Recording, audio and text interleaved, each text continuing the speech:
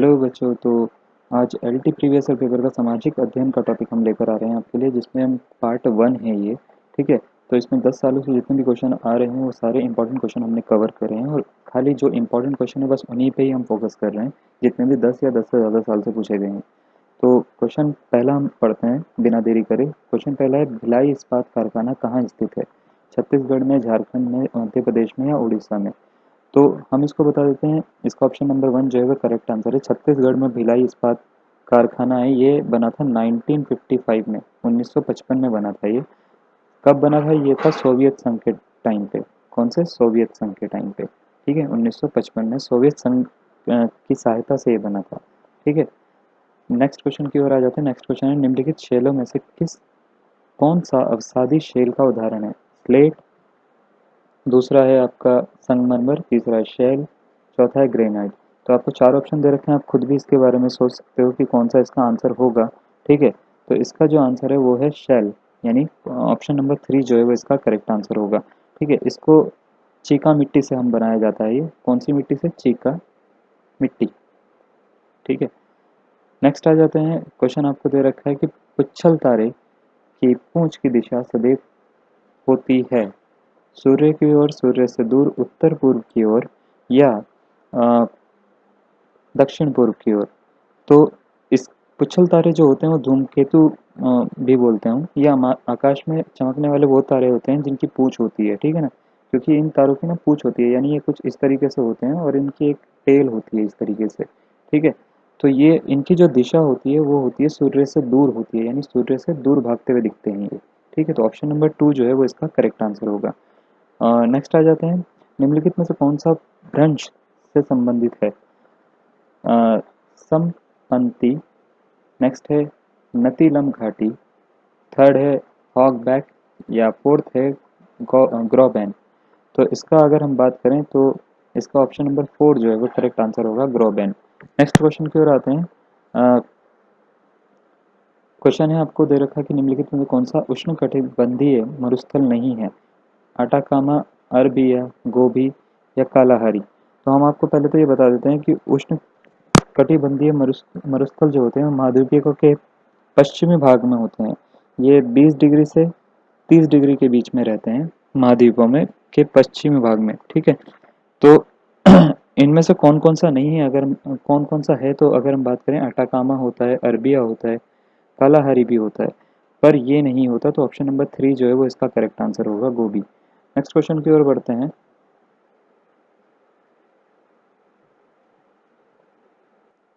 Next question दे रखा है, तापक्रम विलोमता का अर्थ क्या होता है? बढ़ती ऊंचाई के साथ घटता तापक्रम, बढ़ती ऊंचाई के साथ बढ़ता तापक्रम, बढ़ती ऊंचाई के साथ स्थिर तापक्रम, या बढ़ती ऊंचाई के साथ अस्थिर तापक्रम। सबसे पहले मैं ये बता दूं, जब भी आप हाइट पे चढ़ते हो, ठीक है, यानी जितना ऊंचाई पर आप जाते हो, जैसे एवरेस्ट या किसी भी हम चोटी पे चढ़ते हैं, तो तापक्रम जो होता है वो उसी तरीके से घटता रहता है, यानी टेम्परेचर घटता रहता है। लेकिन ये हर जगह पॉसिबल नहीं होता। कुछ कुछ जगह ऐसी हैं जहाँ पे क्या होता है कि जैसे जैसे आप ऊपर चढ़ रहे हो तो तापक्रम भी जो होता है वो भी बढ़ता रहता है। ठीक है। इस जो हम बोल सकते हैं, इस चीज़ को हम कहते हैं तापक्रम विलोमता। ठीक है। तापक्रम विलोमता का मतलब ये है कि आप ऊंचाई पे चढ़ रहे हो और ऊंचाई के साथ में तापक्रम भी जो है वो भी ऊंचा ऊंचा बढ़ता जा रहा है। ऑप्शन नंबर 2 जो है वो इसका करेक्ट आंसर होगा। नेक्स्ट है, निम्नलिखित जलाशयों में से कौन सा रिहंद परियोजना से संबंधित है? तो गांधी सागर दे रखा है, गोविंद वल्लभ पंत सागर दे रखा है, जवाहर सागर दे रखा है, और क्या दे रखा है? गोविंद सागर। तो रिहान परियोजना जो है ये वो यूपी में है। यूपी में कहाँ पर है? सोनभद्र में। सोनभद्र में। ठीक है। सोनभद्र में है ये। 70 हम मील की बोल सकते हैं, 70 माइल्स की जो है ये नदी के ऊपर बना हुआ है, जिसका नाम है गोविंद वल्लभ पंत सागर के ऊपर ये पूरा का पूरा जुड़ा हुआ है। तो ऑप्शन नंबर 2 जो है वो इसका करेक्ट आंसर होगा। नेक्स्ट है, शिपलीला प्रसिद्ध पर्वतीय दर्रा है, कहाँ का है ये?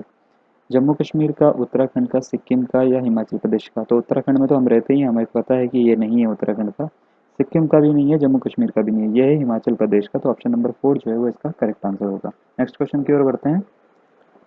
नेक्स्ट क्वेश्चन आपको दे रखा है, सामाजिक अध्ययन के अध्यापक को विषय वस्तु के साथ साथ क्या ज्ञान और होना चाहिए? शिक्षा के उद्देश्यों का, शिक्षण विधियों का, शिक्षा तकनीक का, या इनमें से कोई नहीं? तो उसको शिक्षण विधियों का ज्ञान होना बहुत ज़रूरी है। ये नहीं होगा तो अ, सामाजिक अध्ययन के अध्यापक को जो माना जाता है इनकम्प्लीट माना जाता है। तो ऑप्शन नंबर 2 जो है वो इसका करेक्ट आंसर होगा। नेक्स्ट है भूगोल शिक्षण हेतु सर्वाधिक उपयोगी सहायक सामग्री कौन-सी होती है? कैलेंडर, मानचित्र, फ्लैश कार्ड या बैरोमीटर? बड़ा आसान है ये। भूगोल शिक्षण हेतु मानचित्र सबसे ज़्यादा ज़रूरी होता है, तो ऑप्शन नंबर 2 जो है वो इसका करेक्ट आंसर होगा। नेक्स्ट है भारतीय संविधान का कौन-सा भाग मौलिक अधिकारों से संबंधित है? फंडामेंटल राइट्स यानी मौलिक अधिकार जो होते हैं वो भाग 3 में आते हैं। ऑप्शन नंबर 3 ही इसका जो है वो करेक्ट आंसर होगा। नेक्स्ट आ जाते हैं पंचायत पंचायती राज को सुदृढ़ करने के लिए भारतीय संविधान में निम्नलिखित में से कौन सा संशोधन किया गया है? पंचायत राज का जो संशोधन है बड़ा इम्पोर्टेंट है। 73 संशोधन है ये, और इसमें आपको ये बोला गया है कि संविधान के भाग 9 में है वैसे ये, ठीक है, 9 में है, 11वीं अनुसूची में है। अगर आपको पढ़ना है इसको तो संविधान के भाग 9 में 11वीं अनुसूची में 73वां संशोधन जो है वो पंचायती राज से जुड़ा हुआ है। ठीक है, नेक्स्ट क्वेश्चन की ओर आ जाते हैं। अंतर्राष्ट्रीय न्यायालय यानी इंटरनेशनल कोर्ट जो हम बोलते हैं उसका मुख्यालय कहाँ पर है? इंटरनेशनल कोर्ट जो है न्यूयॉर्क में है, लंदन में है, हैग में है या पेरिस में?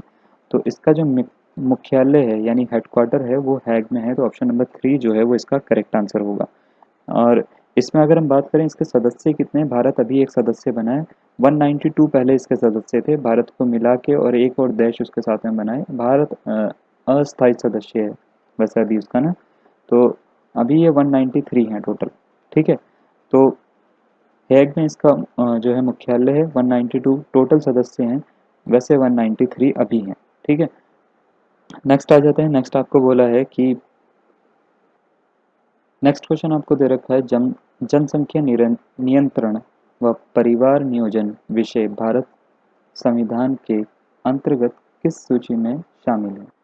राज्य सूची, संघ सूची, समवर्ती सूची या अवशिष्ट सूची? तो हम इसका जो ऑप्शन नंबर 3 है वो इसका करेक्ट आंसर होगा। समवर्ती सूची में ये सारे के सारे शामिल हैं। ठीक है, जनसंख्या नियंत्रण और परिवार नियोजन। ठीक है, नेक्स्ट आ जाता है निम्नलिखित में से कौन सा निदेशक सिद्धांत विदेश नीति से संबंधित है? विदेश नीति जो होता है इससे कौन सा संबंधित है? तो ये अगर हम बात करें विदेश नीति जो होती है अनुच्छेद 51 में है, और अगर भाग के बारे में बताऊं तो ये पार्ट 4 में आता है। जब आप पढ़ोगे पॉलिटिक्स तो पार्ट 4 में इसका जो आता है विदेश नीति के बारे में आता है। तो आर्टिकल 51 पार्ट 4 यानी भाग 4। नेक्स्ट है सामुदायिक विकास कार्यक्रम शुरू किया गया था कितने वर्ष, कौन से वर्ष में शुरू किया गया था? 1952, 55, 57 या 1960 में? तो ये किया गया था 1952 में। ये करा गया था 2 अक्टूबर को, गांधी जयंती वाले टाइम पे 2 अक्टूबर को 1952 को सामुदायिक विकास कार्यक्रम शुरू किया गया था। ठीक है, नेक्स्ट क्वेश्चन की ओर आते हैं। तो नेक्स्ट क्वेश्चन आपको दे रखा है भारत में उच्चतम न्यायालय ने भारतीय संविधान के बुनियादी ढांचे के का सिद्धांत किस केस में दिया था? ठीक है, मतलब 4 मामले हुए थे, कौन से वाले में दिया था? शंकरी प्रसाद वाले केस में दिया था, उच्चतम न्यायालय यानी सुप्रीम कोर्ट की बात हो रही है, सज्जन सिंह के मामले में दिया था, गोलकनाथ के मामले में दिया था, केशव नंद भारती केस में दिया था। तो ये काफ़ी ज़्यादा फेमस भी है और इसी में ही दिया गया था।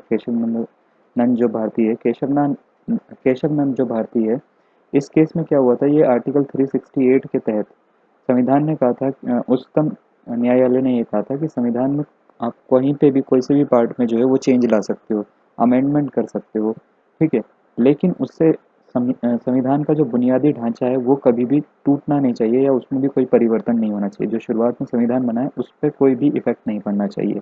आर्टिकल 368 में ये कहा गया था, 24 अप्रैल की बात है ये, 24 अप्रैल और शायद 1973 में ये हुआ था। ठीक है, तो 24 अप्रैल 1973 ये डेट याद रखना। आर्टिकल 368 केशव नंद भारती केस हुआ था जिसमें संविधान को चेंज करने की अनुमति मिली थी सुप्रीम कोर्ट की तरफ से। लेकिन उसमें कंडीशन रखी गई थी कि सुप्रीम कोर्ट ने ये कहा था कि पूरा आप संविधान में अमेंडमेंट कर सकते हो लेकिन उसका जो बुनियादी ढांचा है वो चेंज नहीं होना चाहिए। नेक्स्ट है भारतीय संविधान के किस अनुच्छेद के अंतर्गत राज्यपाल एक विधेयक को राष्ट्रपति की स्वीकृति के लिए सुरक्षित रखने की शक्ति रखता है? 52, 108, 200 या 213? तो इसका जो अगर हम बात करें तो ऑप्शन नंबर 3 अनुच्छेद 200 के तहत ऐसा किया जा सकता है, तो ये इसका करेक्ट आंसर होगा। नेक्स्ट क्वेश्चन की ओर बढ़ते हैं। नेक्स्ट क्वेश्चन दे रखा है, भारत के उपराष्ट्रपति का निर्वाचन निर्वाचक मंडल द्वारा किया जाता है, जिससे सदस्य होते हैं। कौन कौन से उसके सदस्य होते हैं? राज्यसभा के सभी सभी सदस्य, संसद के दोनों सदनों के सभी सदस्य, संसद के दोनों सदनों के निर्वाचित सदस्य, या राज्यसभा के निर्वाचित सदस्य। तो इसका ऑप्शन नंबर 2 जो है वो इसका करेक्ट आंसर होगा। संसद के दोनों सदनों के सभी सदस्यों के का जो है वोट लिया जाता है निर्वाचक मंडल द्वारा, और उपराष्ट्रपति का चुनाव होता है। नेक्स्ट आ जाते हैं।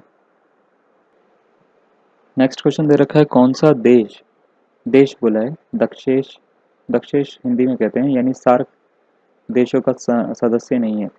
भूटान, नेपाल, बांग्लादेश और जापान। सार्क, आपने इसको पहले भी पढ़ा होगा सार्क के बारे में, तो जापान इसका सदस्य नहीं है। बाकी ये 3 देश जो हैं ये तो है ही, भूटान, नेपाल और बांग्लादेश। नेक्स्ट आ जाते हैं, राजपूत पेंटिंग के लेखक कौन है? आनंद के कुमार स्वामी, राजकृष्ण दास, डॉक्टर मोती चंद्र या डब्ल्यू जी आर्चर। तो इसके जो ऑप्शन नंबर 1 है वो इसका करेक्ट आंसर है, आनंद के कुमार स्वामी। नेक्स्ट आ जाते हैं, लोक कला का संबंध है क्षेत्रीय कला से, चित्रकला से, आधुनिक कला से या प्रागैतिहासिक कला से? तो क्षेत्रीय कला से ही इसका संबंध है, तो ऑप्शन नंबर 1 जो है वो इसका करेक्ट आंसर होगा। नेक्स्ट है, ज्यामितीय डिजाइन कहते हैं किन्हें कहते हैं? ज्यामितीय आकारों को कहते हैं, ज्यामितीय आकारों से बने डिजाइन को कहते हैं, वर्ग में बने डिजाइन को कहते हैं, या उपरोक्त में से कोई भी नहीं? तो ऑप्शन नंबर 2 जो है वो इसका करेक्ट आंसर होगा। ज्यामितीय आकारों से बने डिजाइन को ज्यामितीय डिजाइन कहते हैं। नेक्स्ट क्वेश्चन की ओर बढ़ते हैं। नेक्स्ट क्वेश्चन बोला है, एपण का संबंध किस राज्य से? एपण काफ़ी प्रचलित वर्ड है, इसको अल्पना भी कहते हैं। एपण यानी अल्पना, ये कुमाऊं मंडल में काफ़ी ज़्यादा प्रचलित है, ठीक है, और इसका संबंध जो है उत्तराखंड से है, ठीक है। तो ऑप्शन नंबर 4 जो है वो इसका करेक्ट आंसर होगा। नेक्स्ट क्वेश्चन आ जाते हैं, हिंदुस्तानी संगीत में श्रुतियों की कुल कितनी संख्या होती है?